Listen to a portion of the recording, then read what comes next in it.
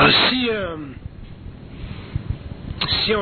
si on regarde la psychologie évolutionnaire au 21e siècle,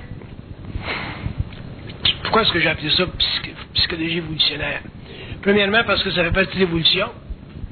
Autrement dit, ça fait partie d'une période dans le développement de la conscience humaine où l'homme va revenir à sa source, à ses racines.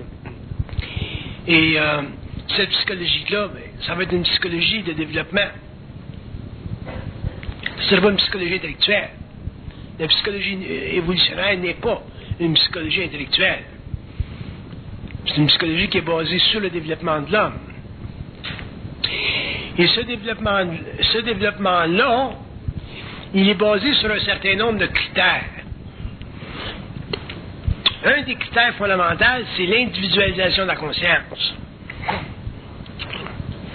Pour un être qui vit dans une conscience collective ou qui est mixé à une conscience collective, la conscience individualisée, c'est pas évident.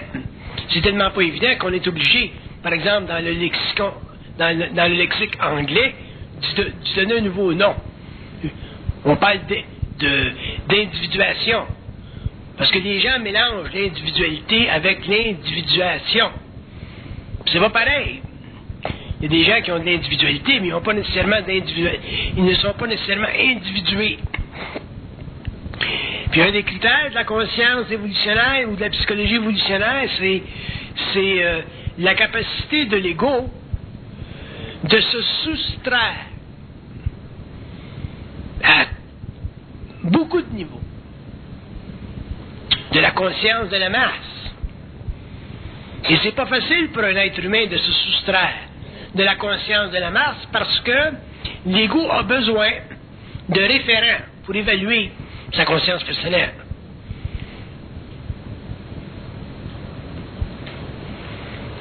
Pendant l'évolution, les hommes évaluaient leur valeur psychologique en fonction de leur rapport avec ce que la société pensait. Pendant l'évolution, ça va être totalement différent. C'est la société qui va venir vers l'homme avec le temps, au lieu de l'homme qui vient vers la société, comme ça a été le cas pendant l'évolution. Pendant l'évolution, on a eu la socialisation de la conscience. Pendant l'évolution, on connaîtra l'individuation de la conscience. Un mouvement totalement différent, totalement opposé à ce que l'on a connu. Et ça demandera de la part de l'homme une grande capacité de supporter seul son savoir. Donc l'individuation de la conscience, c'est un des critères de la psychologie évolutionnaire. Et ce critère-là est basé sur des phases. Vous ne pouvez pas en arriver à un constat personnel, intégré, intégral de ce que vous savez ou de ce que vous êtes instantanément. Ça se fait par phase. Parce que les énergies des corps subtils doivent être transmutées. Le corps mental, c'est un corps subtil. Le corps émotionnel, c'est un corps subtil. Et ces énergies-là doivent être transmutées, c'est-à-dire que leur taux vibratoire doit être altéré. Et il ne peut pas être altéré sans confrontation. La conscience ne peut pas grandir sans confrontation. Avec un ordre de conscience antérieur. C'est dans ce sens-là que l'individualisation ou l'individuation de l'homme sera réellement son acheminement. Et ce n'est pas un acheminement qui est basé sur la connaissance, la recherche de la connaissance. C'est un acheminement qui est basé sur la transmutation constante de son être face à des notions ou face à des connaissances que l'on considérait dans le passé comme étant essentielles, alors qu'en fin de compte, elles ne sont plus essentielles. Quand on a vécu pendant des millénaires par réflexion, c'est pas évident de passer à un autre stage d'évolution et de vivre par émission. Il y a un déséquilibre, là. Il y a une transition. Et cette phase de transition-là peut être très longue.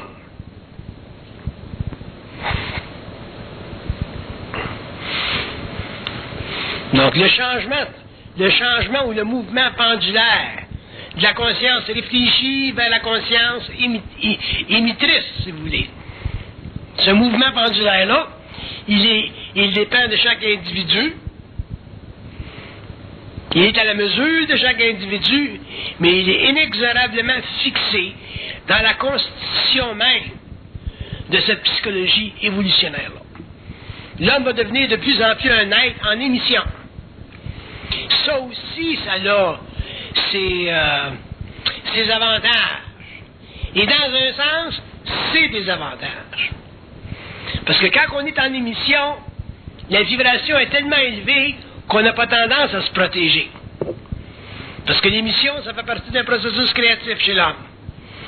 Et c'est tellement difficile pour l'être humain d'être conscient de sa créativité, d'être sien de sa créativité, d'avoir des assises dans ce mouvement perpétuel-là de conscience créatrice, que quand tu commences à vibrer cette énergie-là, au début, il n'y a pas tendance à se protéger. Il est en phase d'émission tout le temps, puis avec le temps, il en arrive à prendre conscience que même s'il est en phase émettrice, il faut qu'il se protège, c'est-à-dire qu'il faut qu'il amène cette émission-là, cette créativité-là, sous son contrôle, c'est-à-dire qu'il faut qu'il puisse se l'appointer pour son bénéfice personnel. Sans ça, l'émission créative ou la conscience créatrice, elle devient simplement un phénomène paranormal. Et si votre conscience créatrice demeure un phénomène paranormal, éventuellement, vous, en tant qu'individu, vous en serez victime, parce qu'elle obéit à des lois qui ne font pas partie de notre monde. Donc ça fait partie de l'évolution de l'homme, ça fait partie de sa maturité, ça fait partie de sa conscience, ça fait partie de sa capacité d'intégrer cette énergie-là pour en arriver un jour à pouvoir, sur le plan matériel, dans un corps physique, dans le cadre d'une civilisation très matérialiste, au moins vivre, continuer à vivre une vie intéressante. Sinon, si vous devenez victime de votre conscience créatrice, autrement dit, de son mode d'émission, et que vous n'en arrivez pas un jour à contrôler cette énergie-là, l'amener sous votre contrôle, vous protéger, ainsi de suite, à ce moment-là, vous serez simplement des phénomènes humains, des phénomènes paranormaux, des êtres qui fonctionneront définitivement un petit peu en marge des consciences naturelles. Par contre, vous serez victime de votre hypersensibilité au plan parallèle.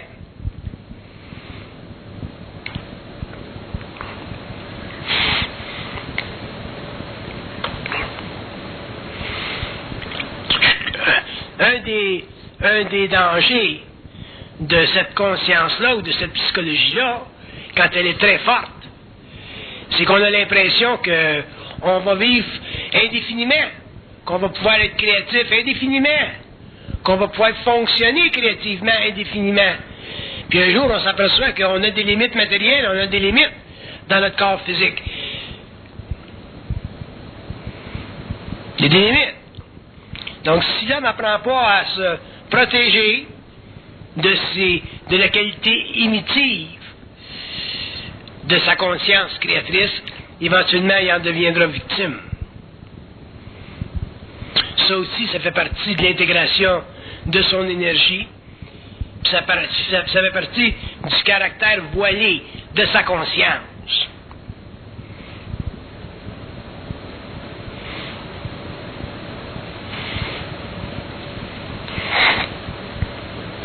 On a tendance, de par notre nature, à faire, surtout quand on prend conscience des plans occultes, on a tendance à faire confiance aux plans occultes.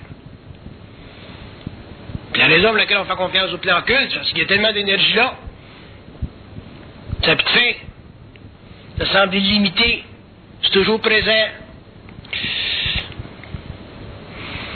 Et la raison pour laquelle on devra apprendre à se protéger contre cette émission-là, puis réellement l'intégrer, la contrôler, pour pouvoir en bénéficier de manière permanente et à long terme.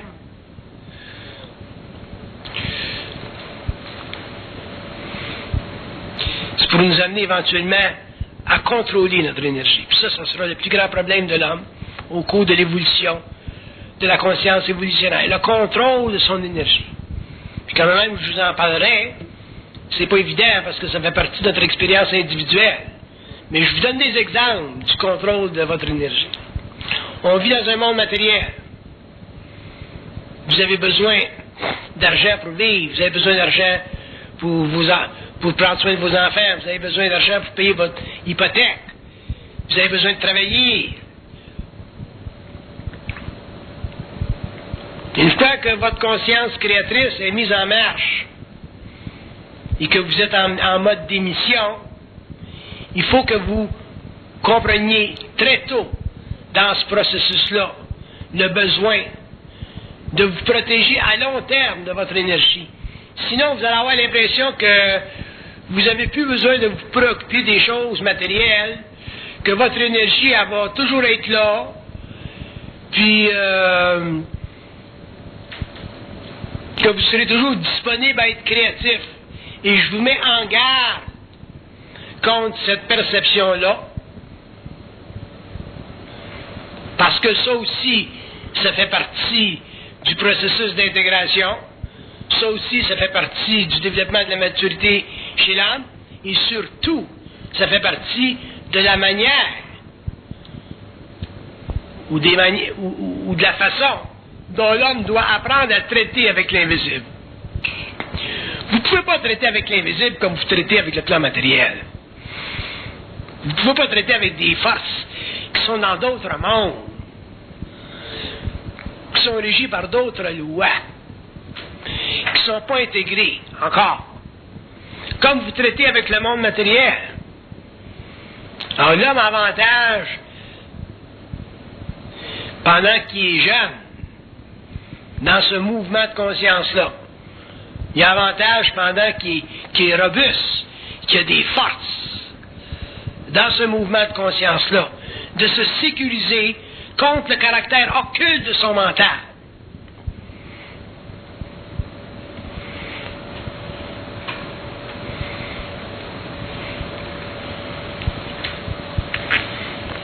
Le caractère occulte du mental. Parce que plus l'homme aura une conscience mentale élevée, plus l'homme aura une conscience mentale sensible, plus il sera en émission, plus il aura l'impression qu'il est invulnérable. Vous pouvez être invulnérable sur le plan psychologique, mais vous n'êtes pas nécessairement invulnérable sur le plan matériel. Fait que votre créativité, une fois que les valves s'ouvrent, une fois que votre conscience grandit, une fois que vous êtes mis en vibration, votre créativité, vous devez comment est-ce qu'ils disent en anglais? You have to harness it. How do you say this? Harness. La brimer, la brider, la mater. Il faut que vous la matiez, votre créativité. Si vous ne la matez pas, c'est elle qui va vous mater. Soyez jamais sous l'impression que votre créativité vous sert.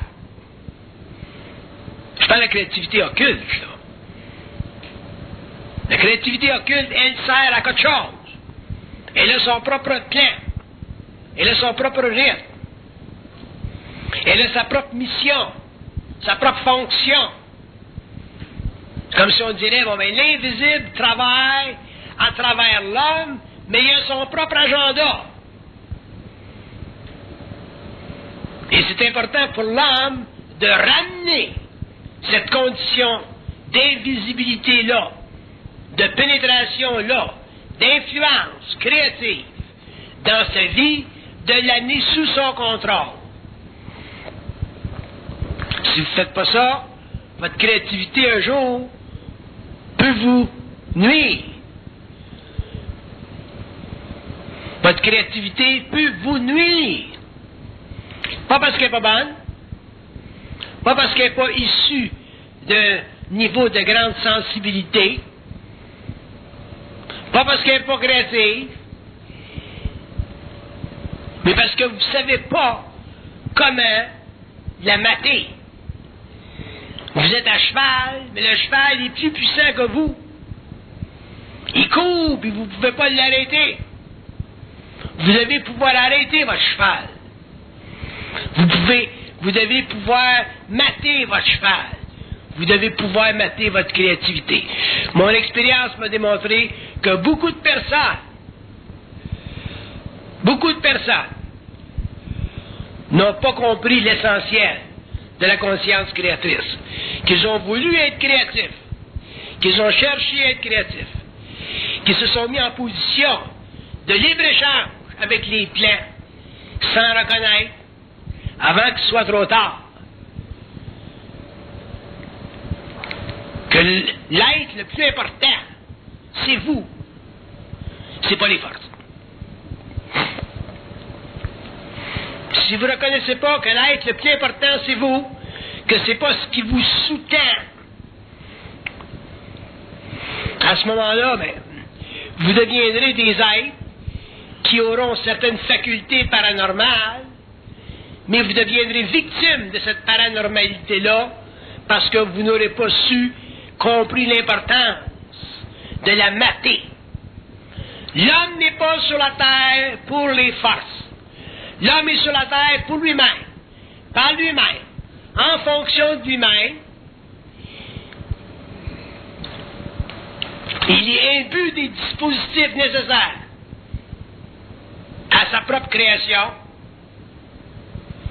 mais il n'est pas sur la terre pour servir indéfiniment un agenda invisible.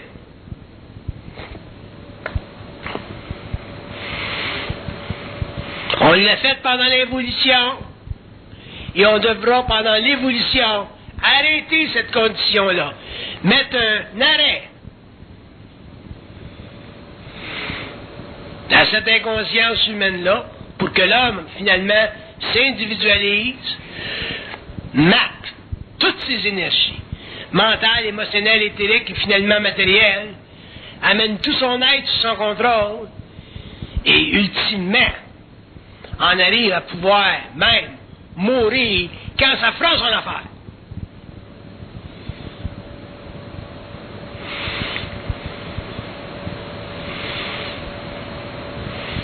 Quand tu as tout fait, ta vie est pleine, est bien remplie, tu rends l'âme avec plaisir.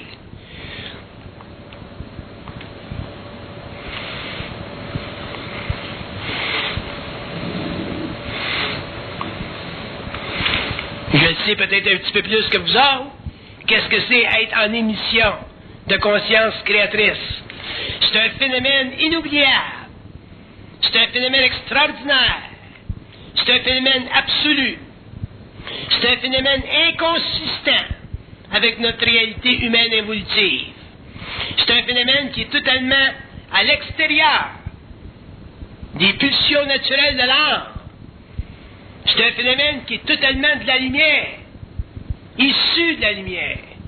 C'est une conversion et une conversation constante avec ce qu'on appelle l'esprit.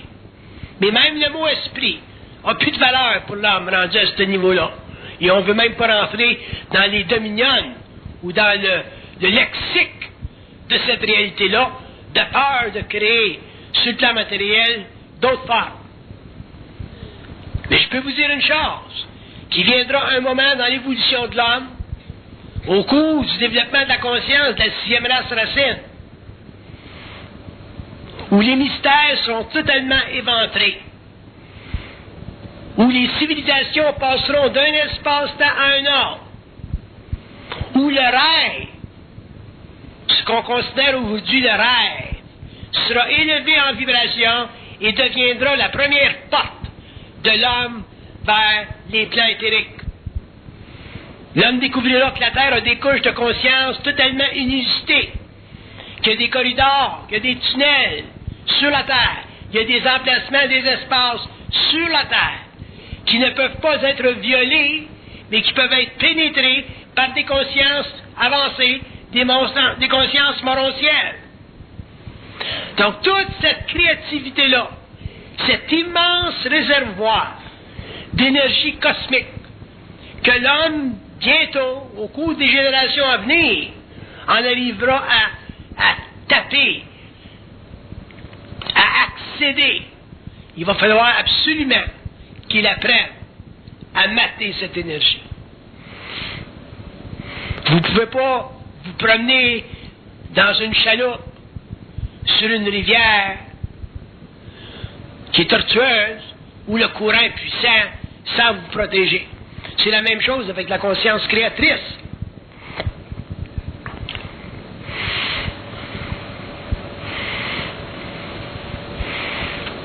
Jusqu'où on ira dans la compréhension, l'étude de cette fameuse psychologie évolutionnaire, probablement ça n'aura pas de fin. Probablement qu'aujourd'hui, on en gratte simplement la surface. Mais sachez une chose, que la psychologie évolutionnaire est proportionnelle dans son étendue, dans ses profondeurs, dans ses périmètres, avec le pouvoir de la parole de l'homme. Quand la parole de l'homme passera du plan sonore au plan purement vibratoire, l'homme rentrera encore dans des couches de conscience. Son mental sera activé, suractivé. Sa conscience créatrice deviendra de plus en plus imminente.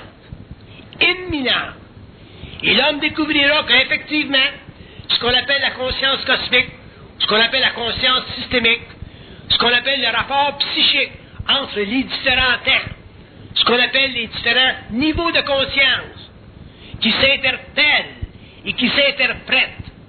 Autrement dit, les rapports, les relations entre différentes civilisations qui existent dans des espaces-temps psychiques qui font partie des coordonnées naturelles de la conscience humaine.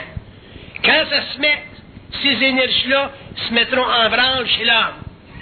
Son psyché sera totalement transformé. La conscience de son être sera totalement altérée et sa vision éthérique s'ouvrira. L'homme verra dans d'autres mondes en même temps qu'il voit dans son monde matériel et automatiquement par conséquence, ce sera très nécessaire que son ego soit très stabilisé, très équilibré dans son émotion, dans son mental, afin de ne pas être assujetti à une trop grande conversion, à une trop grande conversation avec l'invisible. Que ce soit sous notre contrôle. C'est pour ça que je vous dis, faites attention à la connaissance. La connaissance, c'est simplement une façon de vous avertir que là où vous en êtes rendu, dans la contemplation des mystères, c'est un voile.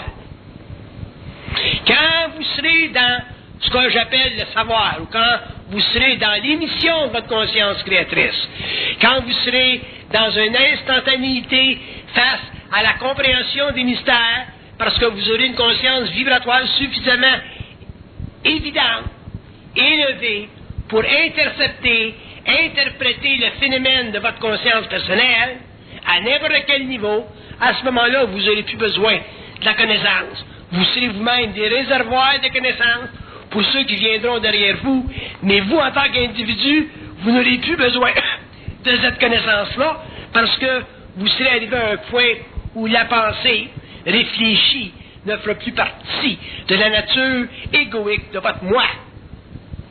Donc, il y a tout un processus évolutif, là, qui est devant l'homme, qui est devant nous, et qui durera certainement des générations et des siècles.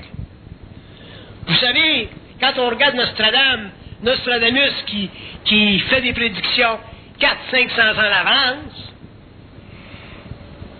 faire des prédictions 500 ans d'avance, 1000 ans d'avance, 2000 ans d'avance, ça fait partie des lois occultes du mental. Ça fait partie de la fondation des mondes qui viennent en contact avec notre monde pour nous faire reconnaître, souvent après le fait, que ce qui se produit dans l'avenir, c'est déjà connu depuis longtemps dans d'autres passés ou dans d'autres présents. Fait qu'imaginez-vous que votre conscience créatrice n'aura jamais de fin, votre émission de conscience n'aura jamais de limite, puis c'est à vous quand vous êtes sur un plan matériel, de la dominer afin de ne pas être dominé par elle. Comment vous allez y arriver? Comment vous allez finalement mettre un terme à la victimisation de l'homme par les forces occultes? Ça dépend de vous. Ça dépend de votre maturité, de votre degré de maturité, puis jusqu'à quel point vous êtes capable de sciemment mettre à l'œuvre des mécanismes qui vous sont, dans un sens, identifiés par des initiés, que ce soit moi ou un autre.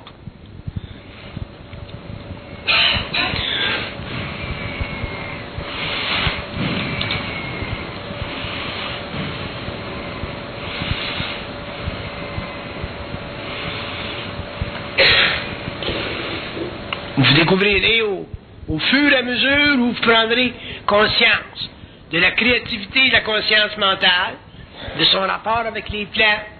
Vous découvrirez que l'homme comprend l'occulte toujours après le fait, jamais avant le fait. Jamais on vous expliquera l'occulte. Jamais on vous définira l'occulte. Jamais on définira votre relation avec les plans avant que vous viviez certaines expériences, pour en arriver à une certaine maturité, pour en arriver finalement à une certaine intégration, parce que l'intégration, ça fait partie du caractère humain dans sa relation avec les forces occultes. Un homme qui n'a pas intégré les forces occultes de sa conscience ne peut pas se considérer intelligent. Il peut se considérer paranormal. Il peut considérer qu'il y a des facultés paranormales. Mais il ne peut pas se considérer intelligent. Et qu'est-ce que c'est le rôle de l'homme? La fonction ultime de l'homme, c'est d'être intelligent. C'est ça qu'on a besoin le plus dans notre évolution. D'être intelligent. Parce qu'une fois qu'on est intelligent, on connaît les mécanismes, on connaît les lois, on connaît les fondations, on connaît le rapport entre notre matérialité et les autres plans. Donc, pour l'homme, devenir intelligent, c'est très, très important. Et c'est une intelligence qui est différente de celle qu'on a connue pendant l'évolution. C'est pas une intelligence intellectuelle. C'est réellement le produit d'une conscience vibratoire très développée qui lui permet finalement de réaliser que le mensonge cosmique est dans la source même du savoir. Le mensonge cosmique est à la source du savoir. Ce qui veut dire qu'un homme ne peut pas arriver au savoir. Un homme ne peut pas arriver à une conscience intégrale sans avoir passé par les arcanes du mensonge cosmique. Autrement dit, sans avoir réalisé jusqu'à quel point il n'a pas intégré l'énergie des plans dans sa conscience matérielle.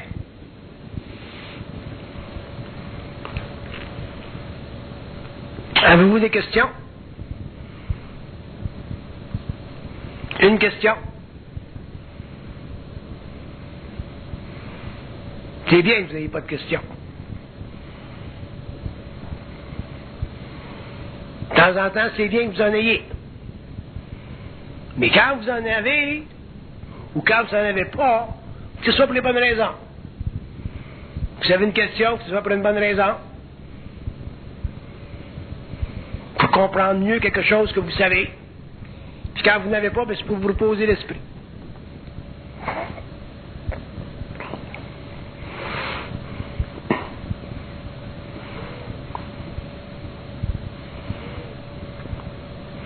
Des fois, je regarde mon expérience, puis j'essaie de voir pourquoi.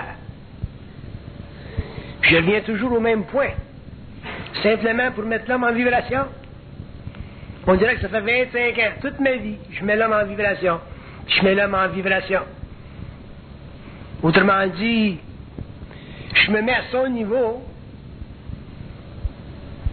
mais sans passer par son intellect.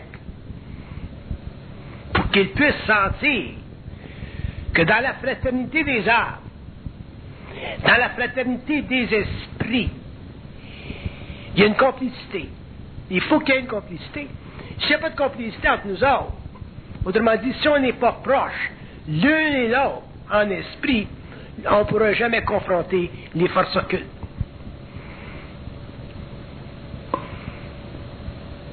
Si l'homme n'est pas proche d'un homme, de 2 hommes, de 3 hommes, si vous n'avez pas dans votre vie des aides avec lesquels vous pouvez être complices, avec lesquels vous pouvez étudier les plans, vous ne pourrez jamais connaître et comprendre le mensonge cosmique, parce que je l'ai toujours dit, l'homme ne peut pas être intelligent seul. C'est impossible que l'homme soit intelligent seul. Parce qu'être intelligent seul, ça veut dire que vous pensez l'être et que vous évaluez pour vous-même, par vous-même, ce que vous pensez. Vous ne pouvez pas faire ça. Vous êtes déjà aveuglé. Rien que le fait que vous pensez fait de vous des aveugles. Mais si vous êtes 2, vous neutralisez ce processus de réflexion-là. Vous neutralisez le fait que vous avez l'impression d'être intelligent, parce que vous êtes obligé de donner à l'autre l'ascendance temporelle, temporaire, sur votre droit de penser que vous l'êtes. L'autre peut vous dire que vous n'êtes pas aussi intelligent que vous pensez. L'autre peut vous dire que vous n'avez pas raison. L'autre peut vous dire, faites attention à ça. Alors l'homme, pour vous, l'autre, est très important.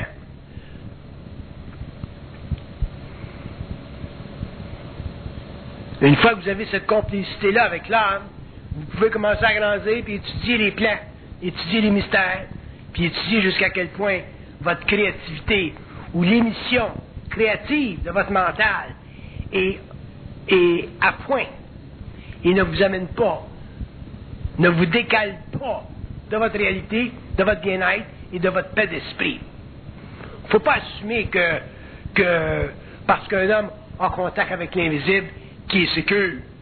Regardez ce qui est arrivé avec les sectes. Regardez ce qui est arrivé avec les suicides collectifs. L'homme ne peut pas assumer que parce qu'il y a un contact avec l'invisible, qui est sécure. Mais l'homme peut assumer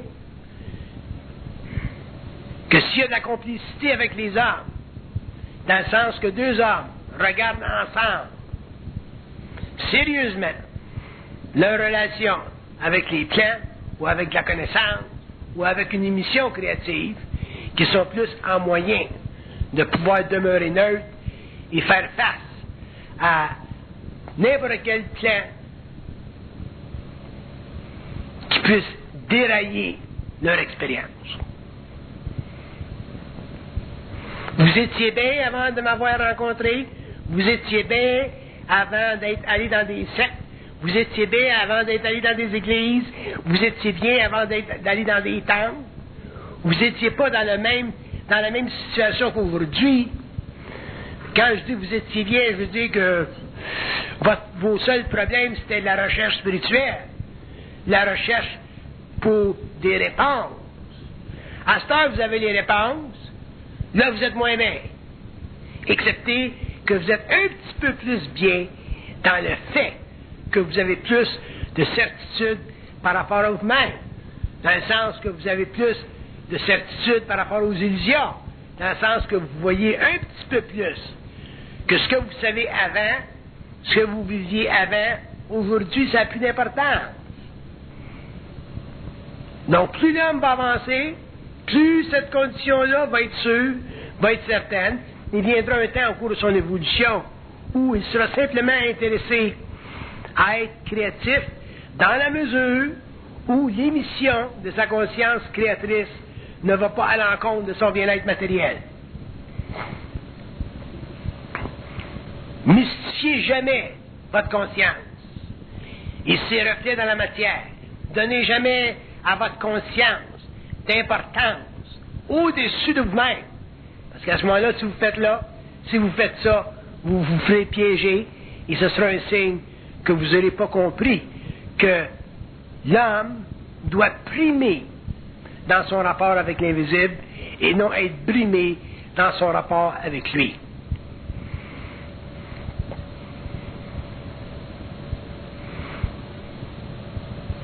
Ce ne sera pas aussi facile que vous pensez. Parce que quand on est créatif, c'est fort. C'est un courant d'énergie qui passe.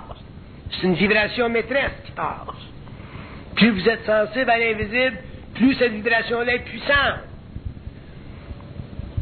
Elle peut être assez puissante qu'elle peut vous donner l'impression que vous avez raison.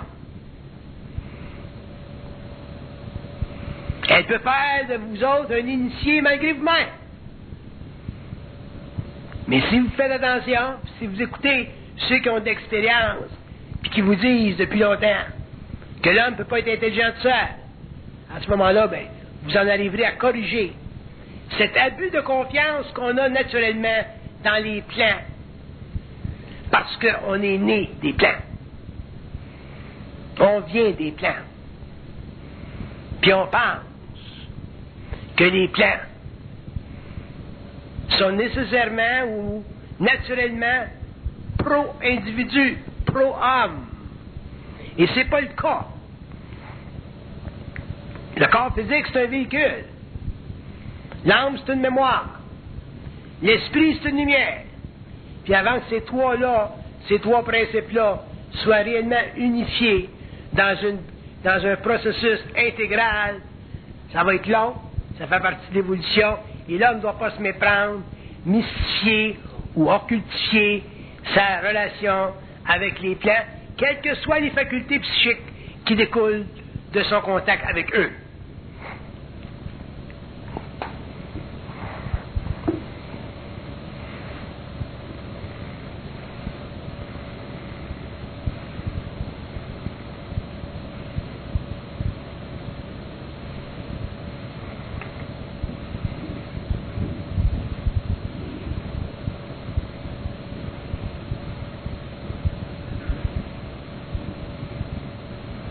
Question?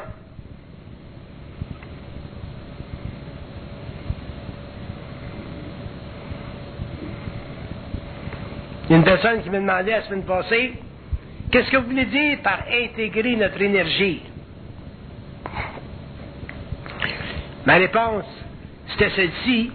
Je disais que intégrer son énergie, c'est s'amener éventuellement à reconnaître que la moindre relation avec les plans est une relation de mensonge.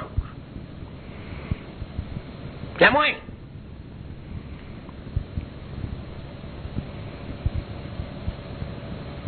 N'oubliez pas que sur la Terre, on a été pendant des millénaires allaités au concept de la vérité. Les philosophies l'ont fait, les religions l'ont fait, les systèmes politiques l'ont fait, les idéologies l'ont fait, toutes les civilisations l'ont fait. On était allaités au concept de la vérité. On a été mis en opposition au concept du faux.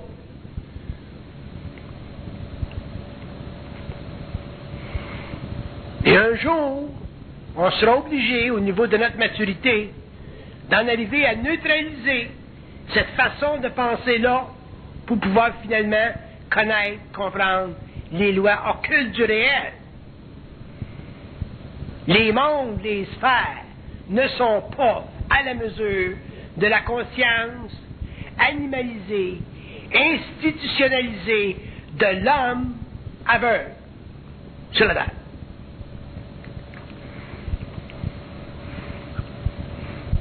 Il y a des gens qui disent comment ça se fait qu'il y a des extraterrestres qui viennent sur la terre et qui s'en vont dans les champs puis qui font des études sur des animaux ou qui prennent des hommes puis les rentrent dans leur vaisseau, ainsi de suite, leur font passer des examens.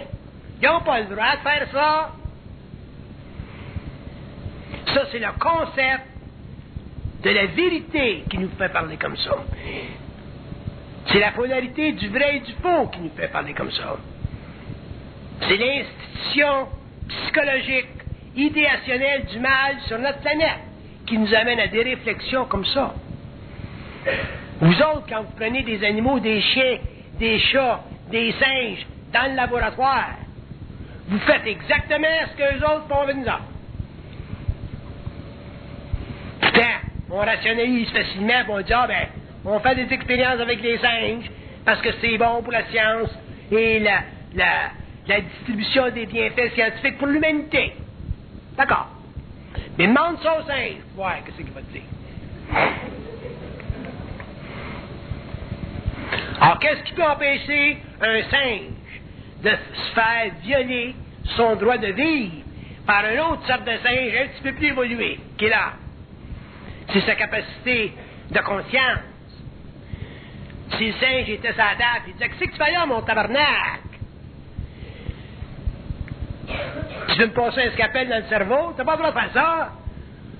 M'a te craché dans la face. Là, l'homme aurait un choc. Il dirait, tu parles? Tu m'as parlé? Puis là, toute la dynamique entre l'homme et le singe changerait. Là, le gars, le médecin, il ferait une conférence de presse, puis il dirait, c'est un singe qui refuse d'être opéré, il me l'a dit.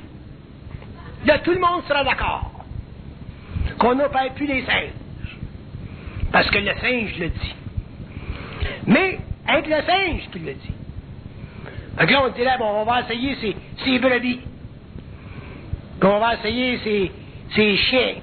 Puis on va essayer sur les chats. Tant que quelqu'un ne leur a pas dit, on aura le droit de leur passer le scalpel. Parce que tant que tu n'as pas dit, tu n'as pas d'identité. Tant que tu n'as pas dit, tu n'as pas fait vibrer ta conscience. Tant que tu n'as pas dit, la lumière n'est pas explosée sur ton plan. Quand l'homme dira sur la terre, quand l'homme aura la conscience pour dire sur la terre, à n'importe quelle espèce qui vient vers lui, qu'il ne peut pas être dominé, qu'il ne veut pas être dominé, qu'il est prêt à faire la guerre contre la domination, le rapport entre ces espèces-là et l'homme s'équilibrera. Il se formera sur la Terre une régence planétaire, puis il y aura une autre forme de gouvernance sur la planète, sur le plan éthérique de la planète, qui finalement prendra contrôle de l'évolution de la Terre, mettra un terme à la quarantaine, et finalement, pour la première fois, établira un pont entre la Terre et la galaxie, et les hommes finalement pourront se promener, voyager entre un espace-temps et un autre, et les abus contre l'humanité à tous les niveaux, les apparitions de la Vierge, et toutes ces choses-là qui se produisent, mais qui altèrent la réalité, qui cachent la réalité, seront obligés forcément de se présenter au public, à l'œil, à l'expérience de l'âme, sous leur vraie forme, et l'homme verra que finalement la Vierge qui vient à Fatima, c'est une projection archétypique de la conscience collective de l'humanité par des intelligences qui ont le pouvoir de maintenir dans la conscience humaine une alliance en protégeant l'homme contre une trop grande révélation de la réalité des morts, afin de lui permettre, sur le plan de la conscience collective, sur le plan de la conscience animale, de graduellement, très très lentement, en arriver à réaliser qu'il existe, en dehors de son expérience, des mondes, des intelligences, des civilisations, des races, dont le rapport avec lui doit être équilibré avant que lui puisse, sur la terre, dominer sa nature, dominer les royaumes et travailler en relation avec d'autres espèces dans un cadre réellement harmonieux qu'on appellera, dans ce temps-là, le lien universel.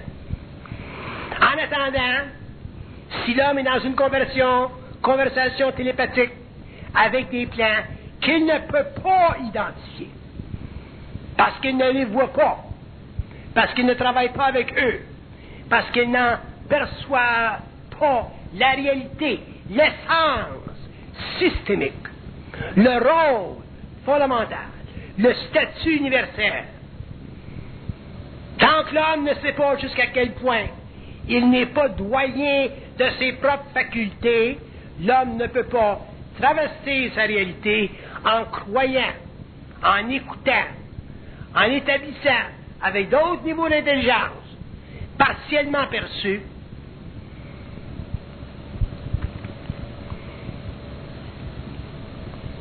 des liens qui ne sont pas par lui vérifiables. C'est pour ça que l'homme doit réellement commencer lentement, au cours de son évolution progressive, à réévaluer sa relation avec tout ce qui fait partie de sa conscience. Surtout quand il commence à vivre des facultés, quand tu commences à être psychique, quand tu commences à s'intéresser à des choses qui ne font pas partie de l'expérience quotidienne. Il faut se protéger.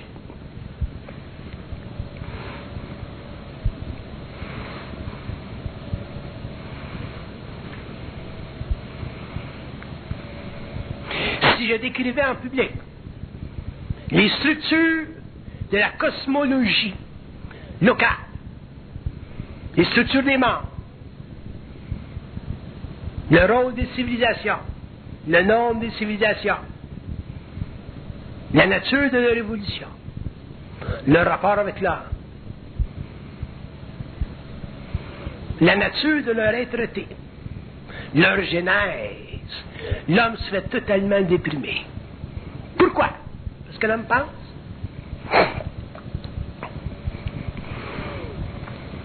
Et pourquoi l'homme pense? L'homme pense parce que il lui a été donné, pendant l'évolution, à cause de la nature, de la programmation cosmique de la planète Terre, il a été donné à l'homme de reconnaître un jour, par ses propres moyens, sa source. Mais pour que l'homme en arrive à reconnaître un jour, par ses propres moyens, sa source, il va falloir qu'il prenne conscience que sa pensée vient d'ailleurs.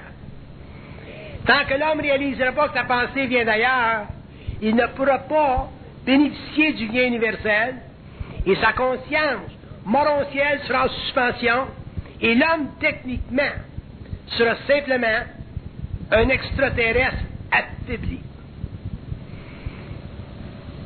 C'est pas généralisé dans le cosmos local. La connaissance, le savoir et la science que la pensée vient d'ailleurs. Même les morts ne comprennent pas les structures psychologiques de leur personnalité dans les mondes astraux qui font partie des dominions exclusifs aux forces sataniques. Quand je parle des forces sataniques, je ne parle pas des forces sataniques comme vous autres vous l'entendez. Pour moi, les forces sataniques, ce n'est pas nécessairement des forces qui, comme vous l'entendez, sont la source du mal. Les forces sataniques, ce sont des forces, des gouvernements, qui ont la fonction, l'exclusive fonction, de maintenir un voile sur l'incarnation de l'âme. Quand une âme s'incarne, le voile s'établit, ça fait partie du rôle des forces sataniques. Pourquoi? Pour empêcher que l'homme retourne à sa source. Alors que les forces de la lumière ont un rôle totalement en opposition, totalement différent, qui est celui d'éclairer l'homme dans son retour à la source, à partir du moment où il a compris et réalisé que la pensée vient d'ailleurs. Mais dans cette période de transition-là, l'homme, lui, est victime d'un grand doute personnel. Pourquoi? Parce qu'il n'a pas l'habitude de savoir. Il n'a pas l'habitude de savoir. Et la raison pour laquelle il n'a pas l'habitude de savoir, c'est parce que sa pensée a toujours été réfléchie. Tu ne peux pas savoir si ta pensée est réfléchie. Donc, ça fait partie de l'évolution, ça fait partie du rôle des forces sataniques sur la Terre, ça fait partie du rôle des forces obscures sur la Terre, depuis des millénaires. Le renversement de cette condition-là, le retour de l'homme au travail, le retour de l'homme à sa source, la connexion avec son lien universel, demandera éventuellement qu'il se pose la question fondamentale. Est-ce que j'ai raison quand je parle? Pas est-ce que j'ai raison quand je pense? Parce que penser, c'est comme rêver, c'est astral.